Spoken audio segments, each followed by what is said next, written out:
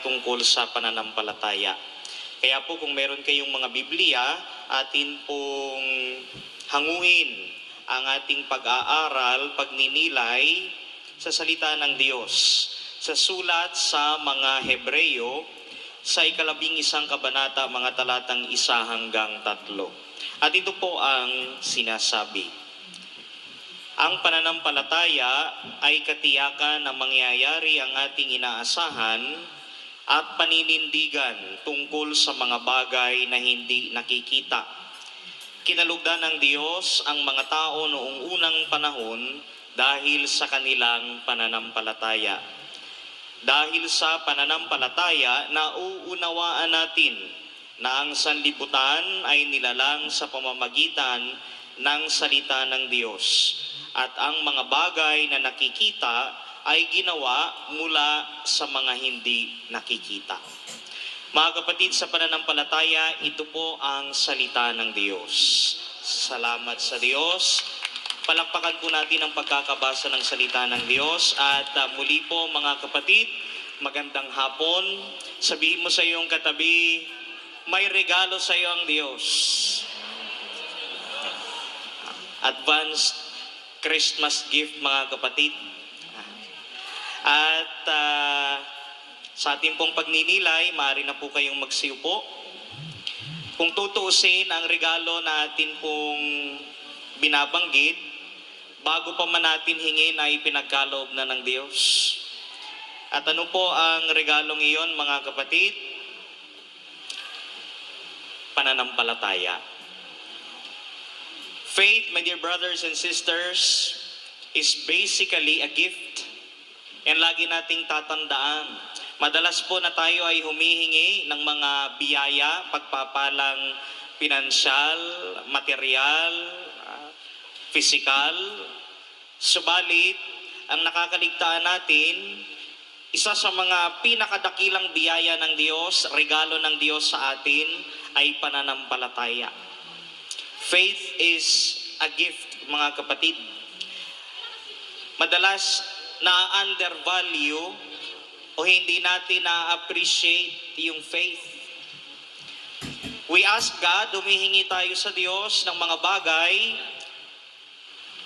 nangungusap tayo, nananalangin tayo sa Kanya because we have faith. Kaya po napakalaki ng role ng pananampalataya sa atin pong buhay Kristiyano. And the goal of this talk, mga kapatid, or topic, is to communicate the Christian understanding of faith and to help us grow in exercising expectant faith, mga kapatid.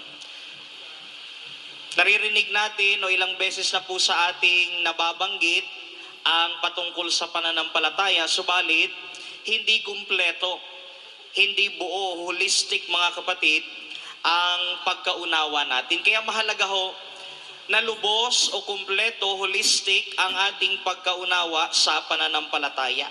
Sapagkat gayon nga ho ang nangyayari.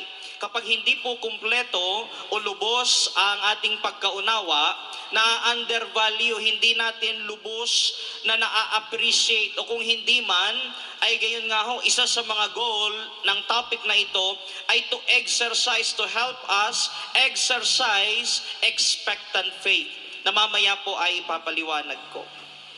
Meron pong isang pamilya, well-to-do itong pamilya na ito, at nag-iisa lang ang kanilang anak, uniko iho. At madalas ho, sa mga ganitong pamilya, yung anak pasaway. Subalit dito ho, kabaliktaran, mga kapatid, sapagkat yung kanilang uniko iho magmula pa sa elementarya hanggang high school, wala pong katrobol-trobol. Talagang mabait po. Gumagraduate na palaging valedictorian ang batang ito. At hanggang siya po ay magkukolehiyo, ang sabi ng kanyang tatay, anak, magdoktor ka, kumuha ka ng medisina. At dahil itong batang ito ay masunurin sa kanyang tatay, sinunod niya ho yung nais ng kanyang tatay. Siya po ay nag-aral ng medisina, kahit na ho 6 na taon ang kanyang binuno o ilan pang taon. At nang siya po ay graduate, mga kapatid, ang sabi niya sa kanyang tatay, Pak, Magmula ng bata ako, sinunod kita. Hanggang ngayon, graduate ako ng medisina. Ako pa rin ang top of the class. Flying colors, sabi niya. Meron akong request. Sa birthday ko, bilhan mo ko ng sasakyan. Dahil umayaman sila. Sabi ng tatay, o sige, anong sasakyan ang gusto mo? BMW. Dumating ho yung araw ng kanyang birthday, may iniabot na regalo yung kanyang tatay.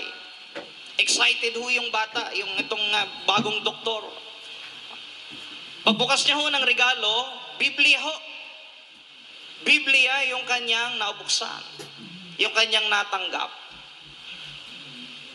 Bigla hong nag-iba yung itsura ng bata. Napuno ho ng galit yung kanyang puso at ang sumbat niya sa tatay niya, sinunod kita, magmula bata ako, ito lang ang hinihingi ko, kaya mo namang bilhin. Pero bakit ito ang binigay mo? Nag-alsabalutan ho yung bata, lumayas. Nagpakita ho, hindi ho nagpakita ng ilang taon, nagpakalayo-layo ng ilang taon. Isang araw, tumawag yung kanyang nanay, sabi, anak, inatake sa puso yung tatay mo. Patay na. Kahit sa huling sandali, silipin mo man lang. Pumunta ho yung anak doon sa burol ng kanyang tatay, tinignan yung kanyang, kabaong ng kanyang tatay, walang expression pa rin ho yung muka.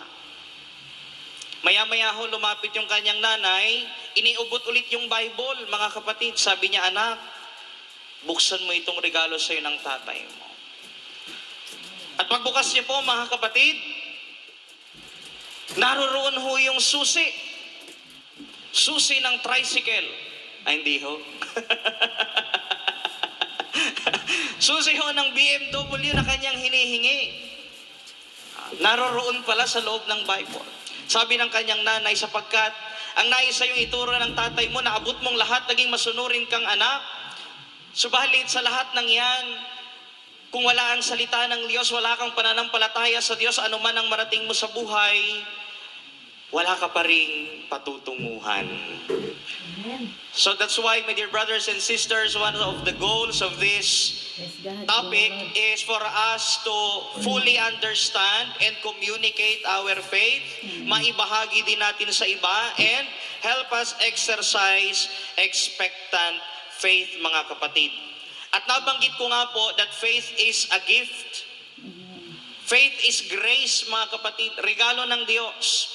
At alam niyo ho, mahalaga natin itong unawain sapagkat noon pong 5th century, meron pong tinatawag na controversy o maling katuruan sa pananampalataya na ano po, that we can attain salvation or we can know God by sheer human will. Dahil lamang sa kakayanan ng tao, hindi po.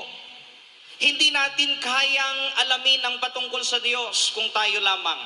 Kahit na ang ating pong human understanding, kahit na ho yung ating karunungan ng tao, ang lahat ng yan ay mula pa rin sa Diyos. Amen.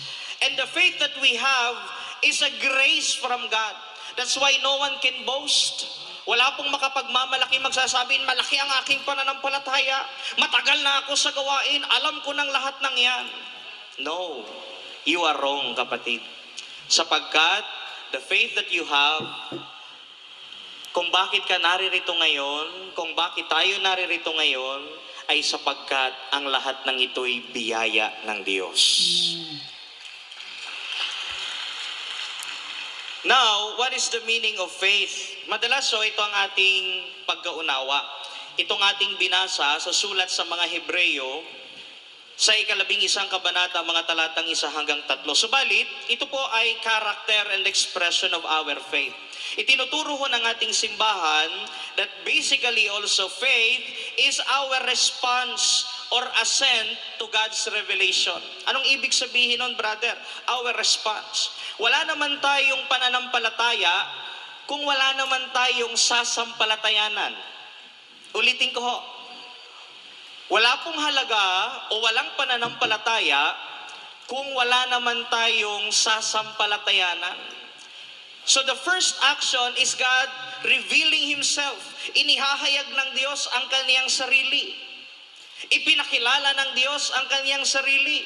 Marami po sa atin tinawag mula sa buhay na magulo, likong buhay, subalit ang marinig natin, ipakilala ng Diyos sa atin na mahal niya tayo, kaya niyang patawarin anuman ang ating pagkakasala, kaya niyang pagalingin ang ating karamdaman, and that is our response to Him.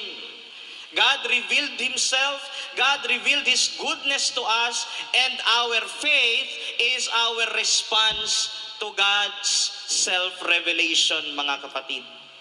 Kaya nga po, we can know God through faith, but unless God reveals Himself first, we cannot know Him. In John chapter 17 verse 3, anong sabi ho ng Panginoon? Ama, itinuturo niya sa kanyang mga alagad na maliban na ikaw ay kilalanin, malaman nila, alam nila na iisa ang Diyos at iyong sinugo si Jesucristo ay walang buhay na walang hanggan.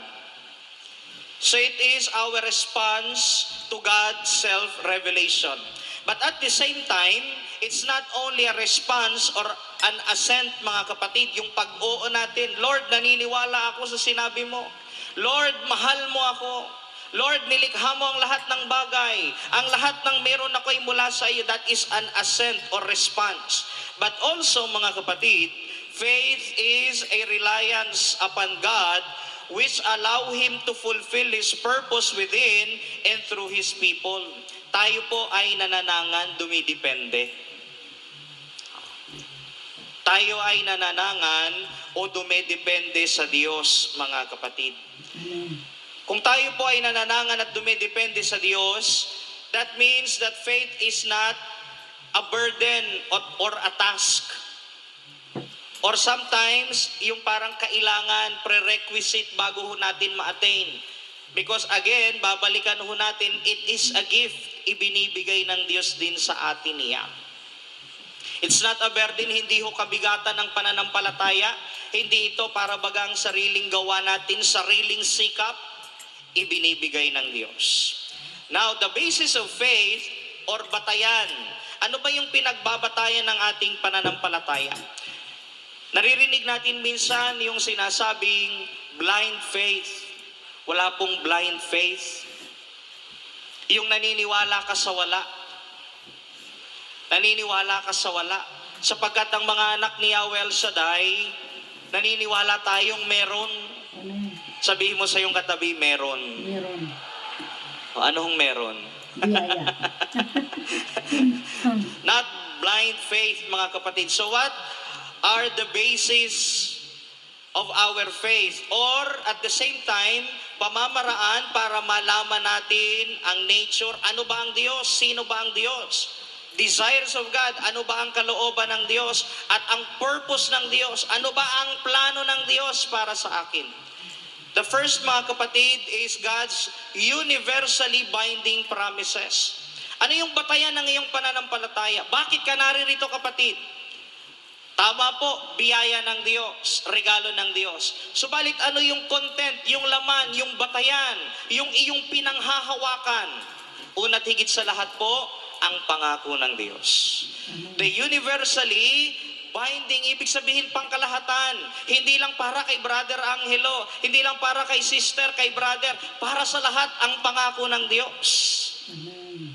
Bakit ho? Sapagkat God revealed Himself, He is good, He is a loving God, He is a faithful God.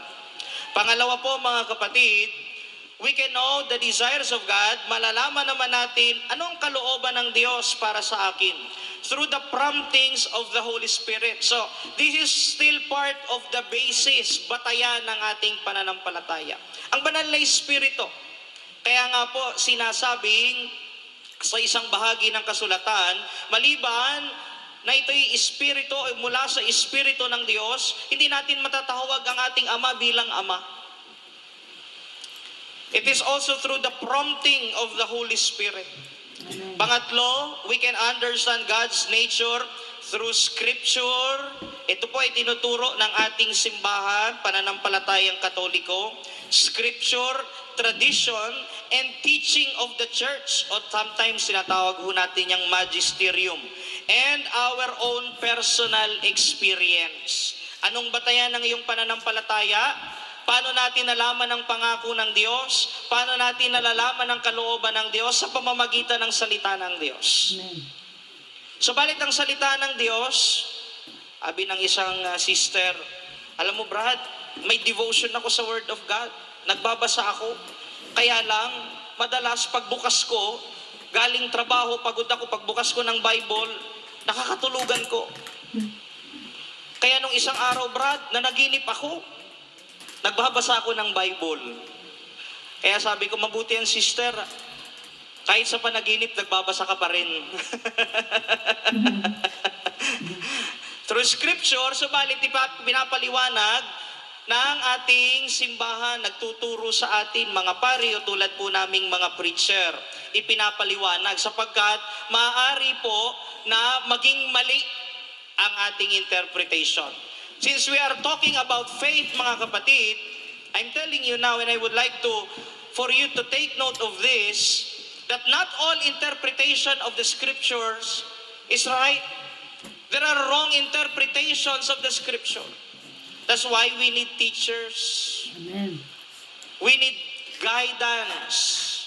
Amen. Kailangan may tagapagturo sa atin. But also at the same time, from our personal experience, sa atin pong mga karanasan sa buhay. Now, dadako po tayo dito sa tinatawag na expectant faith. Ito po ay aspeto ng pananampalataya. So nandun po tayo, medyo mabilis lang po tayo sapagkat limited lang ang ating time. Now, definition, anong kahulugan, tapos ano ho yung batayan, basis ng ating faith, saan ho nagmumula, anong pinanghahawakan mo, salita ng Diyos, pangako ng Diyos, at ang banal na Espiritu. Now, sa aspeto ho ng pananampalataya, tatlo po. Believing faith, trusting faith, and expectant faith. Ito pong believing faith, mga kapatid, ito ho yung pananampalataya ng isip. Pananampalataya ng isip, mga kapatid. Anong ibig sabihin nun, brother? It means to accept the basis, kanina nabanggit natin, scripture, tradition, pagtuturo, doctrines, mga kapatid. Alam natin na iisa ang Diyos, subalit may tatlong persona. Means to accept the basis of doctrinal truths of Christianity, but it is insufficient. Alam mo ang pananampalataya, meron pa akong kilala, sabi niya, Brad, pag ako nagro-rosaryo, Latin pa yung rosaryo ko. Ang galing-galing. Pero ho, kahit na minsan alam natin, marunong tayo sa pananampalataya, kung wala ho tayo nung pangalawa, trusting faith, wala pa rin pong silbi yun. Sapagkat, kung tayo'y may kaalaman sa pananampalataya, naniniwala tayo, dapat namang nagtitiwala din tayo.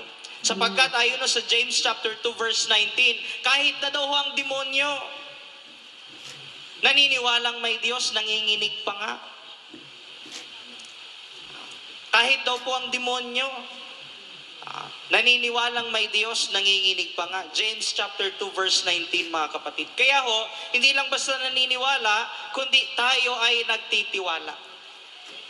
Maliban po doon sa believing faith and trusting faith, mga kapatid, much more we need expectant faith sapagkat passive lang yon, passive. Yung dalawa ho, yung believing and trusting, parang tayo lang po ay naghahantay lang na mahulog yung bayabas para pong sihuan tamad. Pero ho, yung expectant faith, that is a dynamic and active part of our aspect of our faith, mga kapatid. Nananalig tayong kayang gawin ng Diyos. Ang marahil sa pananaw ng mundo ay imposible. Nananampalataya tayong kayang pagalingin ng Diyos anumang karamdaman. Kayang baguhin ng Diyos ang atin pong mga buhay. At dahil ho tayo ay may expectant faith, humihingi tayo. Amen. Humihingi tayo, hindi lang tayo go with the flow. Na bahala na lang, hindi ho. kundi tayo'y nananalangin, tumatawag sa Diyos na buo ang ating pananampalataya at pag-asa na tayo ay katatagpuin ni Yahweh El Shaddai. Amen. Sabihin mo sa iyong katabi, humingi ka Humingi ka. at ika'y bibigyan. Ika'y bibigyan. Meron pong mag-asawa, magdiriwang po sila ng kanilang 25th silver anniversary, mga kapatid. Ang sabi ho nung babae sa kanyang asawa, alam mo mahal, nanaginip ako. Binigyan mo daw ako ng diamond necklace. Sabi ho nung lalaki, okay. Sumunod ho na araw, pagising nila, sabi nga naman ng babae, Naginip naman. alam mo mahal, nanaginip na naman ako. Binigyan mo to talaga ako ng diamond necklace. Hanggang sa pangatlong araw ho, ganun pa rin ang sinasabi ng babae, siya daw ho'y nananaginip. Dumating yung kanilang silver anniversary, may iniabot ho yung kanyang asawa, kwadrado ho. So iniisip ng babae, excited magbukas na naman yung babae ng regalo niya. Pagbukas ho ng babae ng regalo, libro ho ang ibinigay sa kanya ng asawa. Ang title ho ng libro, Paano Mo Malalaman ang Kahulugan ng Iyong Mga Panaginip? By Madam Rosa. Praise the Lord. So, nag-expect siya, mga kapatid, subalit na-disappoint siya dun sa kanyang expectation. Minsan ho tayo, nag-e-expect sa tao, meron tayong expectation, pero ho, nadi-disappoint tayo. Ganyan naman ho talaga. Minsan yung mga taong nangangako, talagang sinasadya na hindi to pa rin ang kanilang pangako, pero may mga iba naman na talagang gusto nilang tuparin pero hindi talaga natupad. Pero ang Diyos, kapatid, kapag nangako, ay tsak yun kanyang tutugunin. Praise the Lord. Kanyang gagawin, Amen. mga kapatid. Amen po. But this expectant faith, active response sa Diyos, nananalig tayong may Diyos, alam natin ang patungkol sa Diyos. Subalit hindi lamang po ito one time, big time. O basta, naniniwala ako sa Diyos, isinuko ko na sa Diyos. Hindi lamang po yan isang beses, araw-araw. Constant, mga kapatid.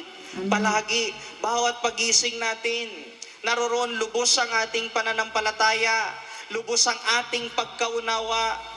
May believing faith, may trusting faith, may expectant faith na sa araw na ito ating pagising, may gagawing mabuti ang Diyos para sa atin.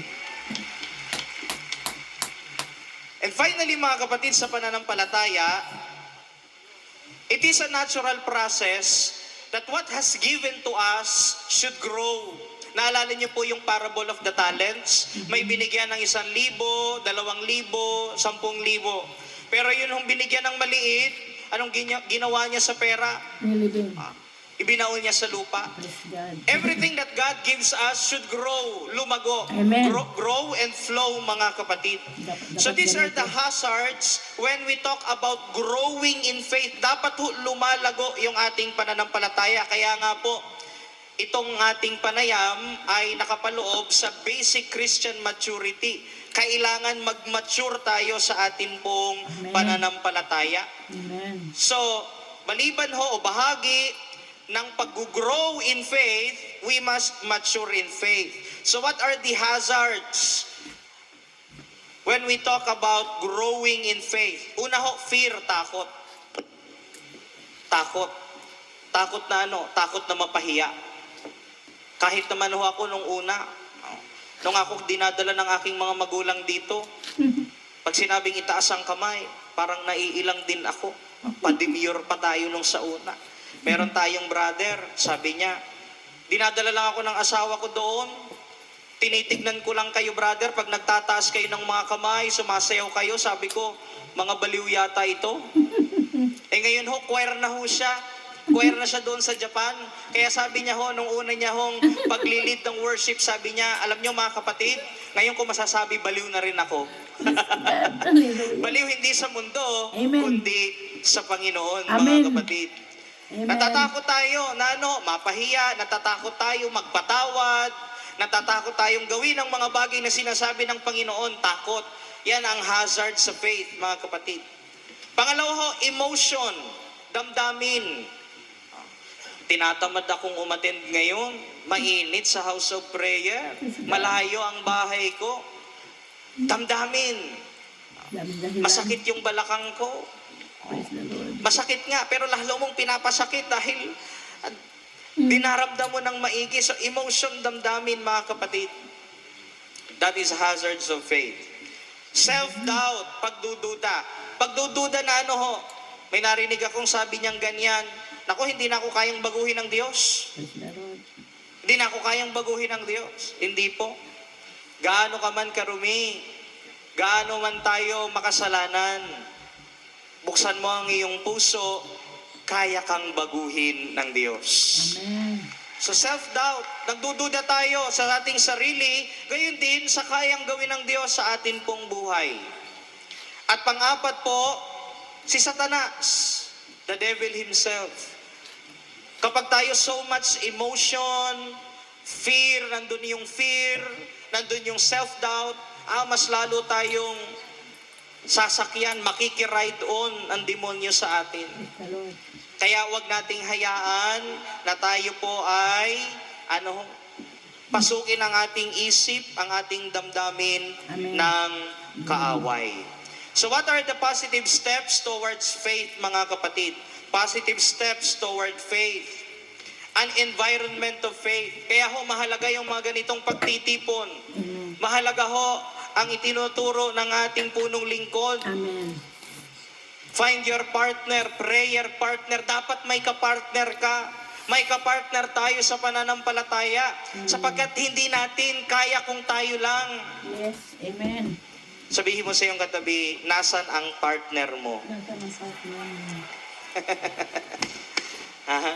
Nandito sa sala, nanonood ng TV. Mahalaga ho, we have an environment of faith. We associate ourselves with people of faith. Huwag Amen. tayong sumama doon sa mga taong nega. Amen. Amen. Ay, Amen. hindi. Maniwala ka dyan sa sinasabi. Sumama ka sa mga taong buwang pananampalataya. Amen.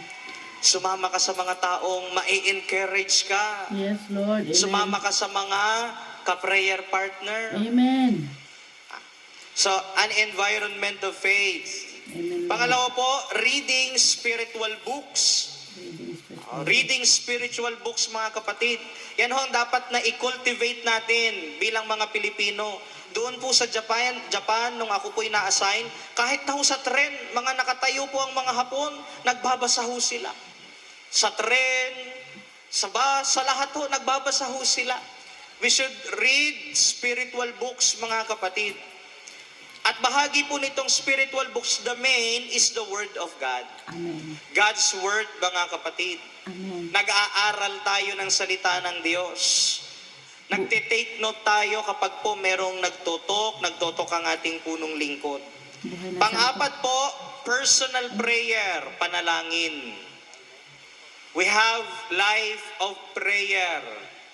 Ang turo po sa amin ni Bishop last Monday kahapon, not only habitual prayer, but our life a itself prayer. is prayer. Ang buhay mo mismo ay panalangin. Amen. Bawat hakbang natin, Yes, bawat Lord. pagkilos ng ating kamay, Amen. nagluluto ka, naghihiwa ka, naguhugas ka Amen. ng isda, panalangin pa Praise rin. the Lord. Amen.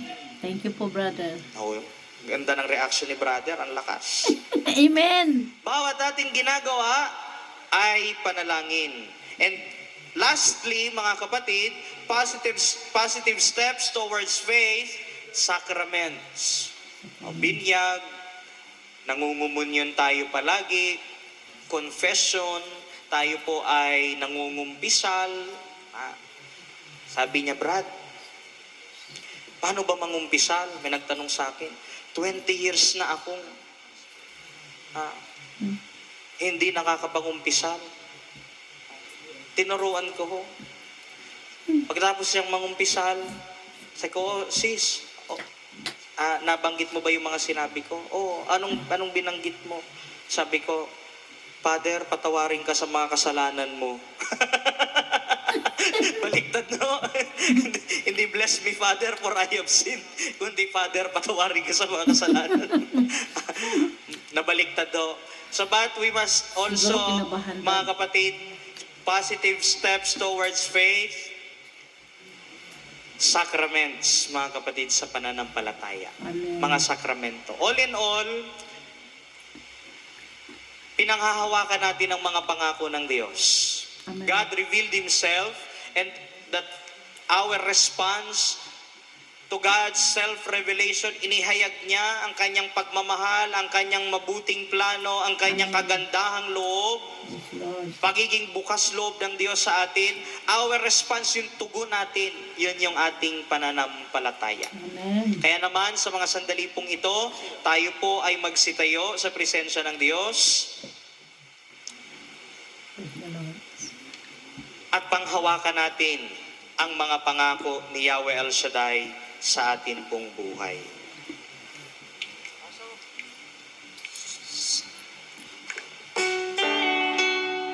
Mga pangako Amen. at kaakibat ng iyong mga pangako, amin ding hiling ang Amen. patuloy naming pagyabong, pagunlad, Amen. paglago sa pananampalataya. Yes, Sa iyo Lord. po ang lahat ng parangal, papuri, pagsamba sa ngalan ng Ama, ng Anak, Espiritu Santo. Amen. Amen and amen. Salamat sa Diyos. Muli natin na malakas ang ating Panginoon. Hallelujah. Praise the Lord. At muli natin na us to exercise expectant faith.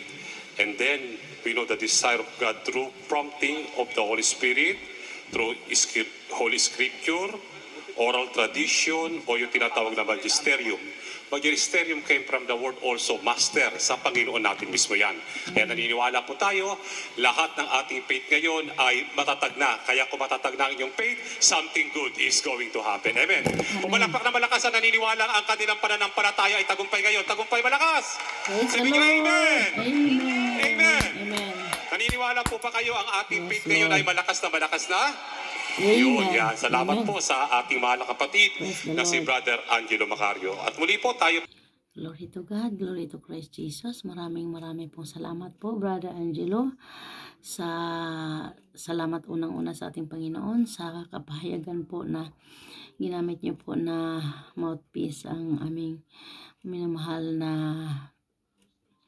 international disciple lang iba si Brother Angelo, na siya po ay binigyan po pinagkalooban niyo po ng karunungan. Salamat po na marami at very inspiring po at malinaw ang kanyang kapahayagan na galing po sa inyo sa tulong ng Banal na Espiritu.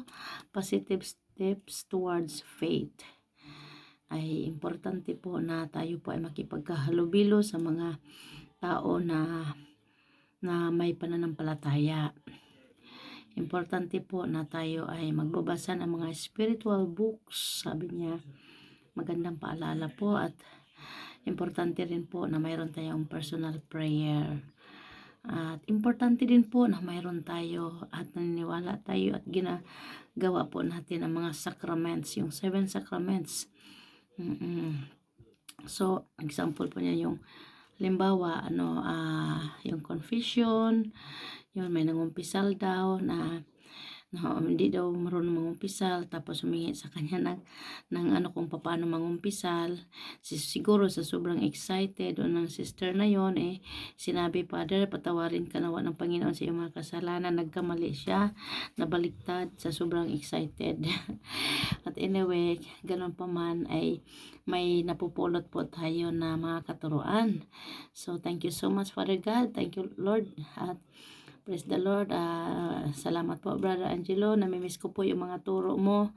Dahil before pandemic ay isa po ako na kasama sa ating mga pagnilay-nilay po sa grupo ng Japan chapter. I am so blessed. I am also privileged na nakilala ko po kayo, hindi man personal, pero malaking marami po ako natutunan doon po sa mga tinuro niyo po sa amin. So always positive po talaga yung mga itinuturo niyo po sa amin, at yan po ay aking kinikip sa aking puso.